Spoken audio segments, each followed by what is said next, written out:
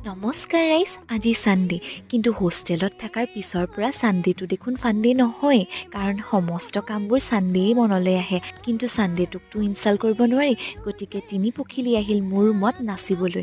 এইফালে আংকলে বজাৰৰ পৰা নতুন টেবল ক্লথ আনিছে আৰু আণ্টি লাগি আছে পুৰি ভাজাত।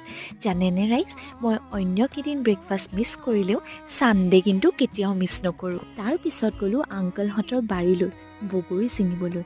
জানো ৰাইজ, সৰস্বতী পূজাৰ আগত বগৰী নাখায়, কিন্তু খকে ধৰিলেনো কোনে কাক ৰখাব পাৰে।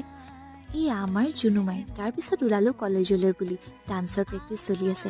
আমাৰ কলেজত ৰেপছডি পাতিছে নহয়, এনুৱেল কালচাৰেল টেকন' ফেষ্ট, গতিকে তাৰে যোজা চলি আছে আৰু সেইদিনাখন আমি নাচিম, গতিকে আহিছোঁ ডান্স প্ৰেক্টিচত।